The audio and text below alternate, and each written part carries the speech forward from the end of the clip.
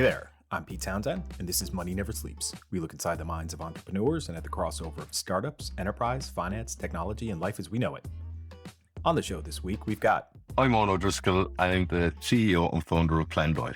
PlanDail's mission is to build Europe's premier cross-border, seamless, regulated crowdfunding platform, powered by carbon-neutral Algorand technology. PlanDail's aim is to connect high-impact focused entrepreneurs with ESG impact investors of all shapes and sizes who want to fund a better future for the planet. In this episode, Owen O'Driscoll and I talk through some of his foundational experiences in operations, horticulture, and blockchain. They're all integral to his role as founder and CEO of PlanDail. The core elements of the PlanDail platform, with a combination of an ESG scoring engine and digital self-sovereign identity for investors and for companies, how Owen is thinking about scaling the PlanDail platform, and his approach to fundraising as well. All right here on Money Never Sleeps. Listen, Owen, this is long overdue. Yes, delighted to be here. Excited. Like the podcast, long time listener, first time talker. Good man. No, we could talk for hours, right? So let's see if we can keep this one under an hour. You know, it's been a long time coming, and where I'd like you to start is to just share some of the foundational experiences that you've had in life, in work, in career, in anything that got you to this point of where you are now, founder and CEO of PlanDail, yeah? Yeah, 100%. So, look, I think, you know me, I'm pretty much a workaholic as such, in a good way, and I love it. But I left school very young, at like 15. I started a trade, but I traveled quite a lot. And I came back then when I was like 22. And I actually started my first franchise. I won't say which, but I opened my first franchise store when I was 23. And I actually opened two more over 10 more years, had an awful lot of staff. But for me, I suppose working with a big corporation and kind of the governance that went with that wasn't great for me. So I went back and I studied horticultural science. And that's where I kind of discovered a love of all things green and innovative, I suppose, Somewhere in that mix, I discovered blockchain. And I actually started working for a company. I had a quick understanding of the benefits once I saw it. Kind of, if you come from that kind of ops background mixed with that science background, I suppose there's that obvious crossover with an immutable ledger, decentralization, all of that. So I started working for a company called A Authority as a lead ambassador. So I suppose my job was at that time, A Authority was like a blockchain 3.0. They were saying, mobile first, oracles, a lot of new kind of concept stuff. So I was explaining to companies how they could use blockchain in that sense, We rolled on about a year, and we got an angel, shout out to Angel Barry. An angel came along and said, you're working on some lovely papers. It's sponsored to go to Berlin, a guy I was working with at the time, and see if he could get a startup going. So we did. And we got accepted to an accelerator in Microsoft in Malta called Starfleet. And this is the eye opener for me, really. I've been in business a long time, but at that point, discovering that there's certain methodologies that are very different to what you would think in an accelerator, to open up your mind to the methodologies of startup. Because startup is its own thing. You know what I mean? It's all of a sudden they're talking to you about the hero's journey and these type of stories, and maybe philosophy or stoic thinking, or and you're like, okay, this is what startup is. It's looking at stuff from a different perspective. So that to me was the eye opener. We actually won. We were one of 4 winners of that Microsoft Accelerator. Roll on COVID, later to say Black Swan event, brings me into New Frontiers. So I went to New Frontiers with the current idea, which is a mix of all the different experiences. And what is New Frontiers for those that may not be familiar? So New Frontiers is an entrepreneur program sponsored by Enterprise Ireland, and it was fantastic. So we did, again, they're really focused on startup methodologies, but in focus, this business of building, they will come, they throw that right out the window. It's about validation, making sure your market is right. Not just that there's a gap in the market, but there's actually a market in the gap. So months upon months of validation, market validation, before we ever built anything. I would say it was, so we did phase 1, 2, and 3. I think it was probably about 8 or 10 months all in. Solid validation, but they give you loads of mentors. So John Foley, shout out to John Foley, who's the CEO of Water for Crystal. He was my mentor for a bit of time, which was great. Really make sure that as a CEO that you can have the confidence in yourself to back yourself. And I think that's a big thing that you get from New Frontiers, So yeah, roll on New Frontiers, and we started making ground, got the product really good and honed, and we got our first contract from the Algorand Foundation in the form of a grant to build an ecosystem for ESG impact companies that are also going to be coming through the Algorand ecosystem. So PlanDail at its core is a digital asset platform, but our MVP is a crowdfunding platform where you can digitize equity. I gotcha.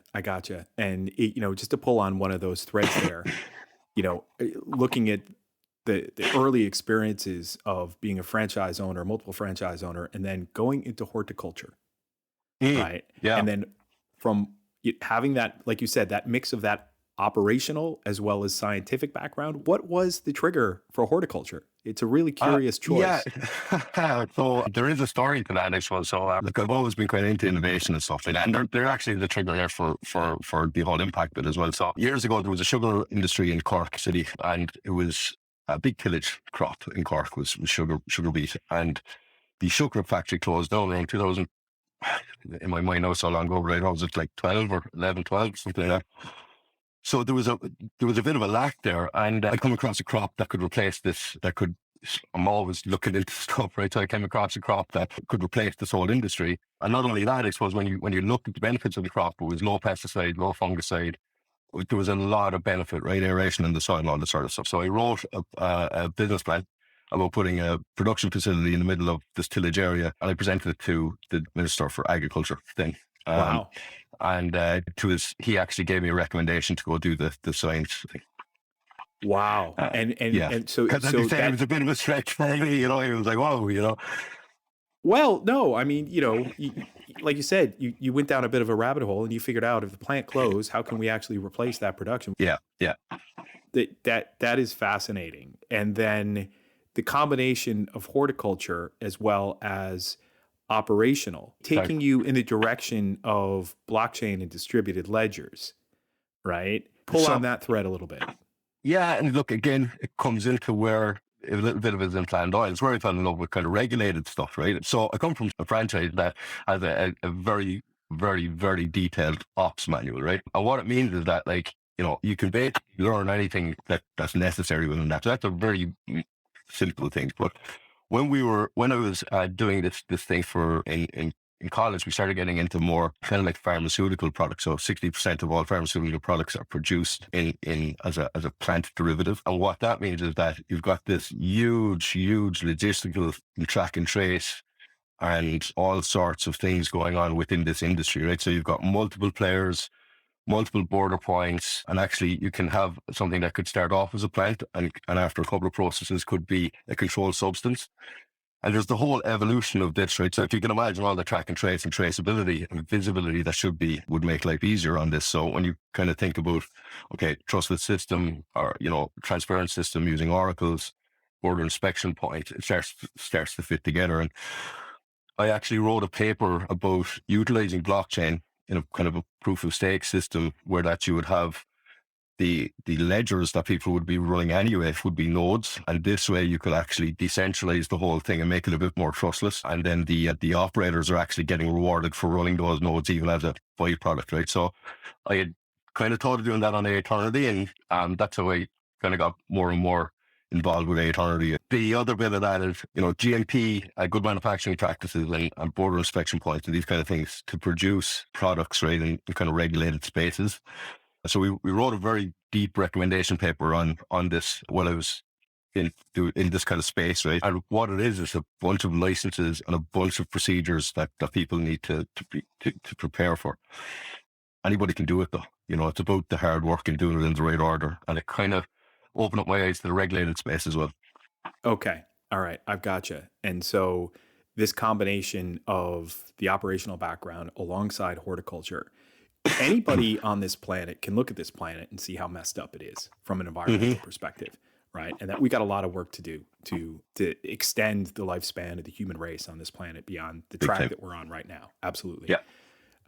But studying horticulture probably opened your eyes up to a lot more of that as well. Insane. Right? And so when you came out of this and got into Eternity, got down that blockchain rabbit hole to an even greater extent, and you saw some opportunities there. What was Mhm. that trigger point for PlanDail to say, listen, we're going to do this?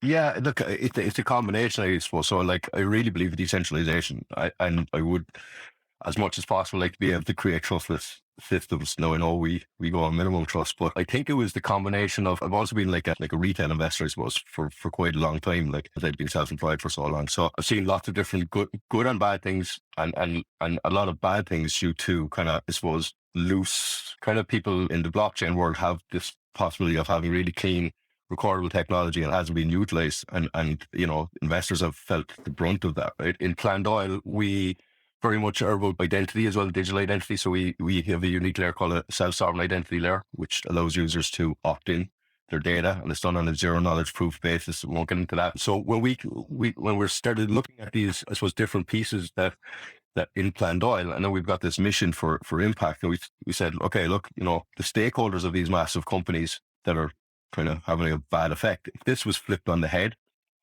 and 80% of the company was, or the majority hold was by retail. So there was a trigger, a big trigger. When I think about it, at some point that the governance of companies was, I was thinking to myself, I was like, wait, what's going on here? And I kind of had a look, and I was like, if you took all of the retail people in the world who own shares on the markets, right, and you put them all together, and like as a whole average, they still wouldn't even have a say in any of these companies. Like, there's no situation. So we wanted to flip that on its head. We wanted the early stage investors to be the retail investors who could steer the important decisions about where this company is going, especially around ESG, environmental, social governance. I mean, apps being made addictive is just insane. This type of stuff. That was the flip for us. That look, the technology is here, and there's never been more of a want. Like, I mean, retail users, and you've got the neobanks, Revolut. It's easy, it's frictionless. People want to be able to have a say. And we think impact investing is so people can really have a pride and ownership, I suppose, in what they're doing. The technology is now there for us to do it.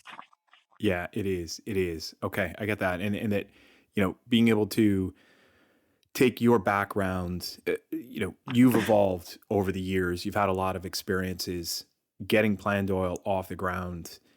You've mentioned a little bit about what PlanDail is, but Mm-hmm. maybe get into that in a little bit more detail Yeah. on what it is and why this is the perfect thing for you to be working on right now. Mm-hmm. Yeah, I think so. What it is, very simply, what we're trying to do is make a difference with a very easy to use crowdfunding app, so that everybody can take part in impact investing, and we can curate the right type of investors for impact projects. That's what it is, really simply. It's simple user interface. It's actually a blockchain solution. So we've integrated the Algorand blockchain and Algorand wallet, but we've taken all the complexity out of it for the projects and the user. So very easy to use mobile app. So we've built everything with a mobile first approach. User interface and experience is at our top, but we've integrated a very unique self-sovereign identity layer. And what this does, it allows us to tie the stakeholders' identities and shareholders to the assets in a registry-proof fashion. And this is important because for us, we want to look at impact projects. And like, what does impact mean, right? So two very kind of simple ways that we start.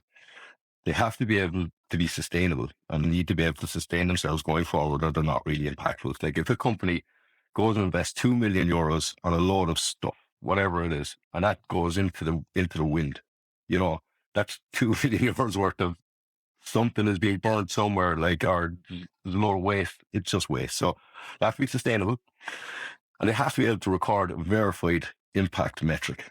And this is kind of the important bit, and this is where the technology comes back into the loop. So we create a corporate self-sovereign identity for a company, and they'll make a claim, and they'll say, look, we can save X amount of water per year. They'll need to come back to us with a third-party verified source, and that verified claim will live in their self-sovereign identity. So why did that matter?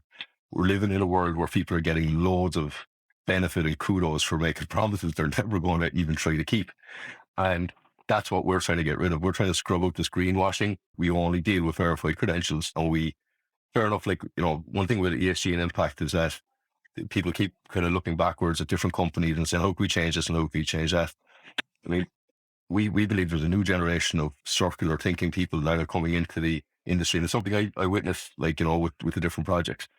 They don't think like the old companies used to think, they don't think, put this in there and get that out there. They think, okay, how do we use this whole chain, this whole cycle, and add value up and downstream and not damage up and downstream, and think about all the consequences so they're not unintended consequences, So yeah, that's why I think the timing is right. I suppose the timing is right for me, that this is something I'm super passionate about, and maybe it's just that the feeling is right in the world or whatever, but I think now is the time to really get behind impact and innovation. And one thing I do need to mention is that, because of all of this greenwashing, ESG and impact has got this, seems to all of a sudden have this dual side, as if people were conflicted as to whether we wanted good companies in the world, But the problem is that they're trying to fix all companies, and they're probably just beyond fixing. The new stuff that Absolutely. we want to try to get behind.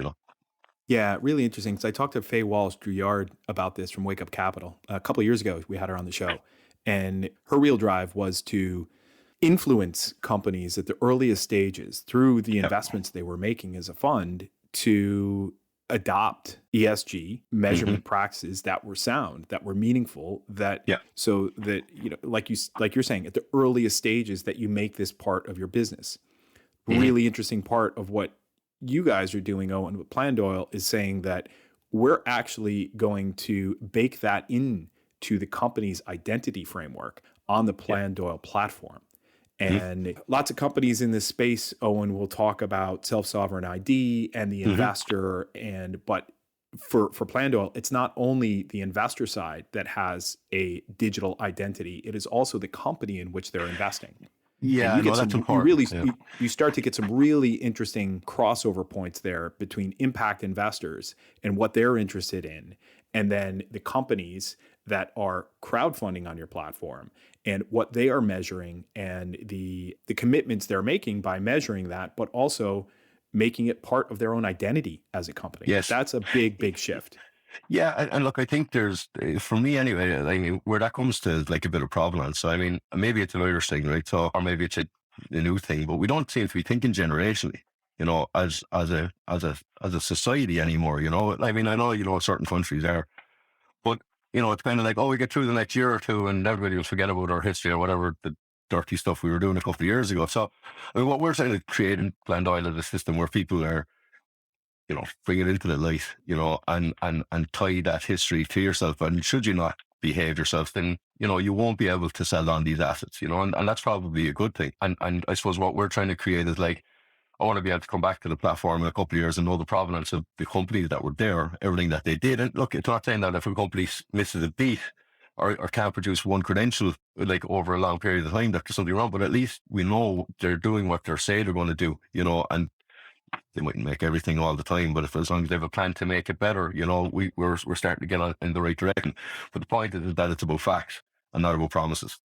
And that's the big thing, we're coming back to look at the facts short time after, rather than giving them years of promises ahead of us, Yeah. Yeah. I mean, like you said, at the core, there's a crowdfunding platform, right? That's your go-to-market, and a regulated crowd platform at that, taking advantage of the new EU crowdfunding service provider regulation, right? Yes. But as you say, the core that it's an ESG engine for governance. It's pretty big. Yeah. I mean, look, so we've always designed it to go well beyond crowdfunding alone. I mean, just to explain, so we digitize assets on the Algorand blockchain, but the self-sovereign identity layer it's going to be its own independent open source network eventually, and that's just how it has to be.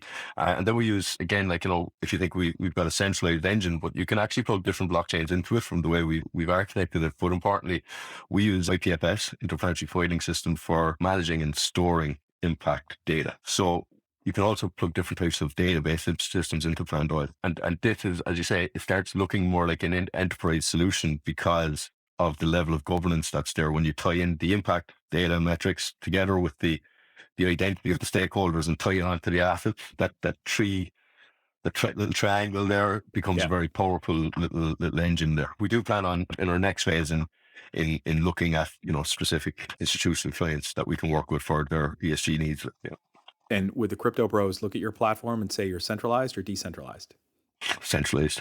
Yeah, that's the thing. Yeah. And it's at, for between years 2015, 2016, 2017, even in the last couple of years, seeing a lot of companies come to the fore with using blockchain for supply chain to be Mm-hmm. able for the provenance angle of this. Mm-hmm. And that Yeah. is definitely an enterprise blockchain application, right? Mm-hmm. Mm-hmm. And looking at what you guys are doing, you're pushing the boat out on that quite a bit and saying that, you can, there's still this element of decentralization that Mm-hmm. is part of what you're doing, in being able to have this corporate self-sovereign ID that is an attestation to their ESG bones, right? Yeah, like so there's kind of two parts to That it, is I suppose. trustless, right? Yes. We say minimal trust, right? Because we have in PlanDail accepted the fact that we need some sort of points of truth, right? And they generally need to be coming from third party, which is just a general company or whatever. So like it could be the company registration office, it could be the revenue, it could be their auditor, right? But these are minimal trust points. We have to trust somebody at some stage within it. But you're right. I suppose when we think about the applications of PlanDail as a bigger sense. So just to talk you through the story, like so we've designed the self-sovereign identity bit to be super interoperable and like test to the highest enterprise level, right? So we'll be able to interoperate with the different levels. So it's important to mention that PlanDail is a hybrid solution in that we can use a private blockchain and a public blockchain. And this allows us to store what enterprise would need privately. But when we grow and we've put enough of companies through this, because of the way that they can speak to each other, we now have a kind of ready-made ecosystem. If you were to imagine that there was, in any production flow, it's an ecosystem. And these are ecosystems all very independent, and there's loads of players in each retail bit, and there's loads of players in the logistics bit. But if we're getting to a point where you need to be able to trust people up and down the chain of you, because you're now responsible for making sure that you've got the right ESG governance practices in place. So not just are you doing the right thing, but have you got it from the right source? And are you sending it the most efficient way to the next source? So if you were to imagine PlanDail's infrastructure was ingrained with the identities, and it allows for the transfer of the visibility of the ESG metrics up and downstream, now you've got like what I like to call it like a decentralized enterprise resource planner or a networked resource planner, and like I suppose it prevents, in my mind, of the gobbling up to make one massive entity is which one of the problems we're seeing these days. It allows people a bit of freedom, and there's a lot of benefits to having sight of where something is in production, a line in comparison to their competitor, so that your line doesn't shut down. But add on to that the impact ESG metrics, and those starts to become a very nice looking ecosystem and minimal trust. But we know that what's happening there is good as can be. Yeah, definitely. And you got me thinking along this thread on the Chainlink model, right? Mm-hmm. And Chainlink is an Oracle or an Oracle platform that provides data to smart contracts used in blockchain applications. Okay. Mm-hmm. And the way that it works is that if you are a contributor of data to an Oracle, you need to adhere to a certain set of rules. And if you adhere to those rules and you contribute your data to this Oracle, you are paid by the users of that data, right? The users of that data use the link token to buy or pay for data being provided by the Oracle. And the source of that data, the provider of the data, receives that link token. Okay. But that big thing is you need to adhere by the rules, because Chainlink becomes the Oracle, and that Oracle is positioned so that it is trustless, right? Yeah. Would you ever go in that direction and say, listen, we're actually going to have the companies contribute data to this Oracle, right? And that according to a certain set of rules, is that... I'm a massive fan of oracles, by the way. Like, I mean, one of the big things with eternity back in like 2016 was different types of oracles. So like, yes, and I do believe in consensus mechanism, but it doesn't mean that it couldn't be consensus mechanism. So it could be semi-trustless, and you could give it to three people, three different auditors, and you can come back with the consensus, and you could say, yeah, no, that's automated and it's trustless. But yes, you can do, and I suppose to me, it would be bigger multiples. For me, it would be like probably more than three. Let's be honest. Like you're probably looking at 5s and 9 kind of thing. But yes, certainly, I would love that for the way to go. Yeah. So there's a lot of tie-ins there where oracles could link in with different industries to be beneficial. Yeah.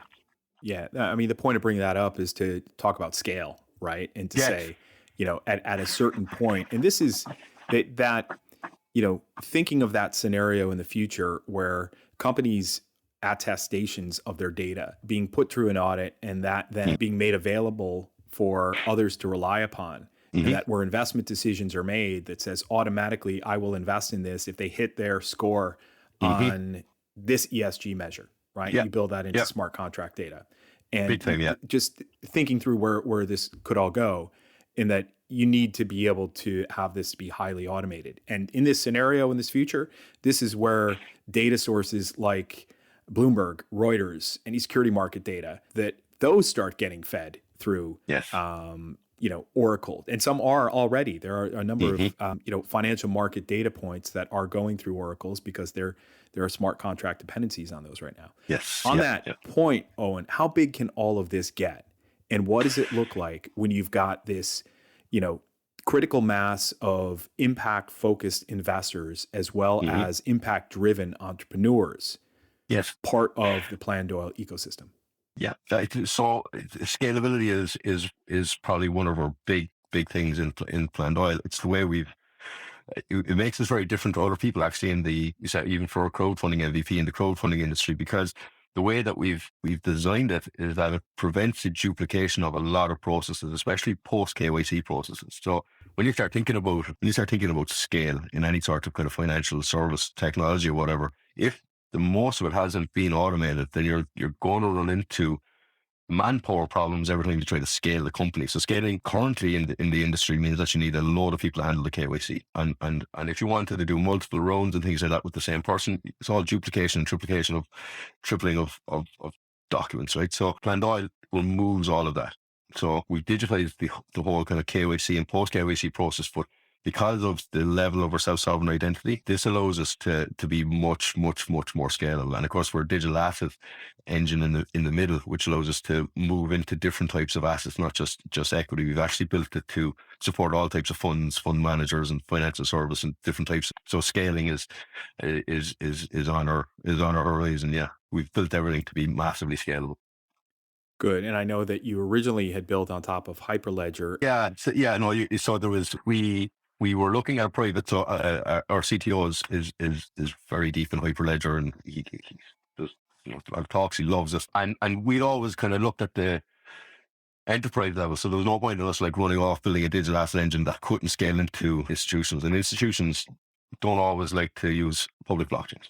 They, for whatever good reasons, they like to use private blockchains, and as well for us, there was this need for a hybrid. So yeah, we had always been looking at it. Originally, we had been starting with the co-chains on Algorand, but as we developed further, it looked like there was going to be more of a need. So yeah, that hybrid solution is possible. But at the moment, we're Algorand, and if needs, you can plug in Hyperledger.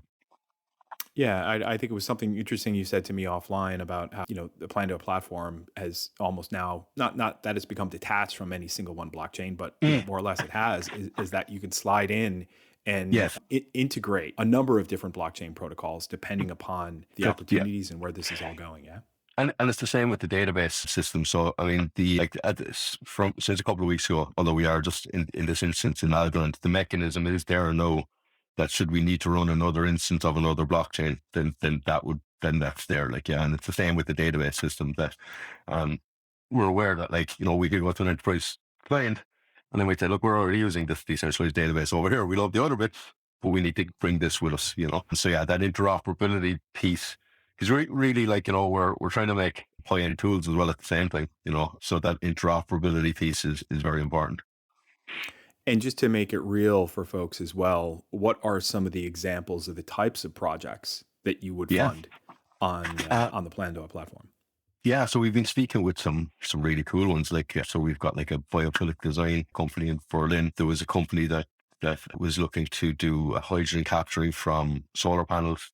They cryogenically freeze, so hot air holds more hydrogen than cold air, and they'd put in solar panels, and obviously they harvest solar energy, but you're losing a bit of green space there, and you're also creating excess heat. So they capture the heat, and they're capturing it to reuse the hydrogen H2. Now, there's also a retrofit where they can put this into vehicles. So it's a fully circular capture the whole thing, and it's water as the thing. Now, they split it up into 3 different types of businesses, because one is infrastructure and one is capturing it, and the other one is retrofitting. So each piece of this is actually quite a profitable business, but it's totally circular. If you look at the UN Sustainable Development Goals, it is like a big plethora of different types of innovation that can sit underneath that. And as a rule, we kind of say, okay, you've got your impact, but do you meet one of these goals as well? And that allows us to kind of categorize them. So we've got things in education and inclusivity. We've got like a broad range. Soil impaction is a big thing. And then, degradation of soil. So we've, so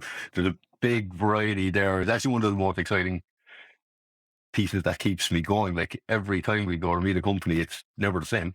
It's never the same. And that's why I think we're on the edge of this circular thinking, students just completely changing. Like I actually heard yesterday that they've created a sustainability class now in secondary school in Ireland, Wow. which is great. You know what I mean? So yeah, like the level of innovation is insane.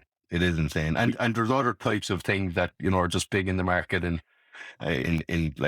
people are replacing polystyrene now with mycelium from mushrooms. So if you look at mushrooms, when they grow, their roots are like really fine, clean, dense mass.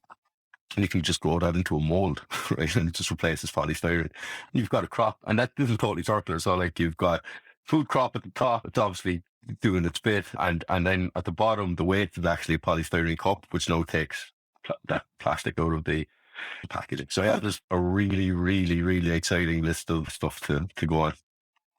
Great. Yeah, we got to get the kids to row in here. Like I don't let my kids away with putting things into the wrong bin in the kitchen. Mm-hmm. And that it's got to go in the recycling bin, or it's got to go in the composting bin, or it's got to go in the proper bin, the trash bin. Is it, so. We're getting that way. It's important to get this into the kids early. Big thing. And I think the kids get it, I think the kids really get it. They just seem to be on top of their game, kids these days. Yeah. It's a good thing. Bring it back to what's in front of you right now, Owen. What do you think is the number one challenge for PlanDail? Raising funds in this environment is tough. PlanDail have just opened a pre-seed round, our very first round ever, selling equity. So I think in August it was looking a bit rough, but now in September it's looking a bit brighter. But I think that's going to be a tough point for us. I mean, we are regulated, so we have eyes on that and how we can get there. You're becoming regulated. We're becoming regulated. Yes. We're becoming regulated, and we have eyes on how we will get there and how we will achieve that piece, which was a challenge and took a bit of time to figure out. And now we're ready to rock and roll. So hopefully we can get that first investor on board. Yeah, well, it's an interesting context, because when you're working with a bunch of companies that are in the Web3 space, like I do, in that the token sale vehicle is generally had been in the last number of years a big option for companies that were raising in the space. But to do that, you need a token to be at the core of your value proposition for it to be credible, right? Yes. And it needs to be that there is utility to the token. It is absolutely necessary. It is part and parcel with the ability to bring users and developers to your platform. PlanDail is different, right? Yes, we're building the business from the core up. Yeah, different. Exactly. Yeah. So detaching PlanDail and the fundraising prospects from it, from the perceptions of the token market right now, is an absolutely critical storyline to pursue, right? Big thing, yeah. And look, it kind of, so look, I mean, we've been, myself and Aaron, and we've all been working in the blockchain space for a long time, as well as also having like older business experience. So Ireland's experience is from like building old database type systems for banks and stuff. I suppose like there might be a bit of maturity there that we can see the regulations that need to happen, right? You can talk about decentralization and stuff like that all you want, but at the core of it, people talk about distributing wealth. And if people who are savvy with the technology are going to take wealth and use it against what it's meant to be doing, right? Then, we've got some problems. Self-sovereign identity is we believe is kind of like a hybrid solution for Web3 people, where they kind of go, okay, look, I know that my data is protected. Now, the proof in which I need to operate in the system, I'm happy to give that, but I don't have to give away the sensitive data. I think that this is the hybrid solution. Now for like the old Web 2 world, they won't care what self-sovereign identity means. They just know that they need it to operate in this new digital world. And for the decentralized hedge, like they know what zero knowledge proof is, and it's this bridge for them, So within the PlanDail app, we plan on using e-money, so we'll have IBANs for traditional fiat users. But we also, like, we're built on the Algorand blockchain, so you'll also be able to see your Algorand assets, your ASAs, Algorand standardized assets, which are a beautiful thing, Pete. Like, Algorand standardized assets allowed us to we don't have to use a smart contract in this instance, because we can build all of the regulatory functions into the asset, including clawback and freeze functions and things like that, right? So this is really cool. Like, this is one of the big things for us for Algorand as well. Awesome. If I hadn't mentioned it already. Yeah, no, you have.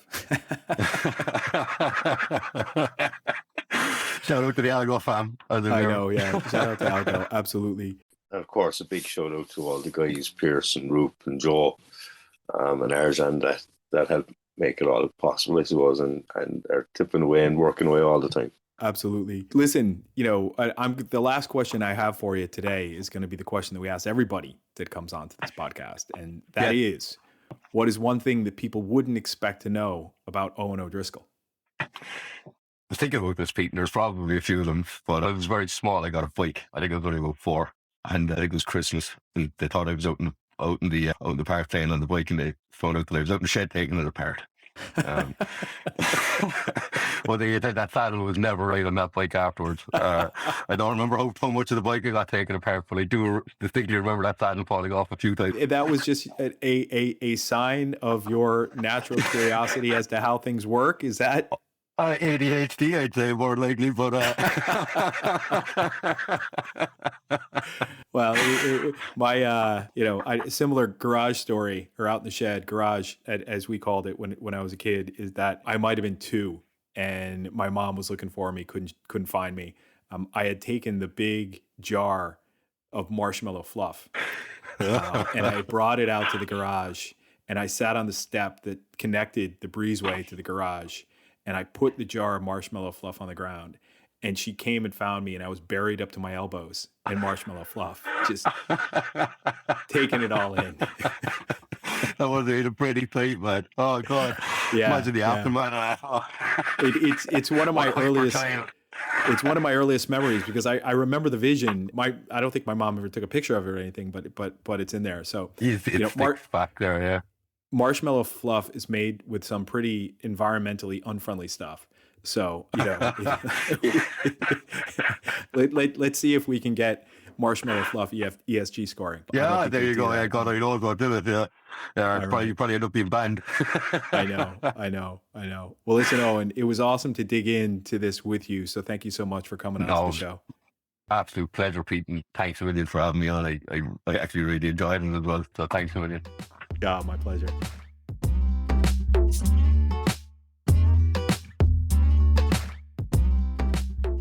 That does it for this week, folks. Thanks to Owen O'Driscoll for opening up his mind to help us figure out why he does what he does. Links to get in touch with Owen and learn more about PlanDail are in the show notes on our website, moneyneversleeps.ie, so check us out online. Also, thanks to Conan Brophy from Create Sound for mixing and editing this episode. Conan is an excellent media man to get in touch with when you're thinking about launching your own podcast. As for me, I'm an early-stage startup investor focused on where fintech meets crypto and crypto meets Web3. If you'd like to talk to me about your business, drop me a line on info@moneyneversleeps.ie. Finally, till next time, thanks for listening. See ya!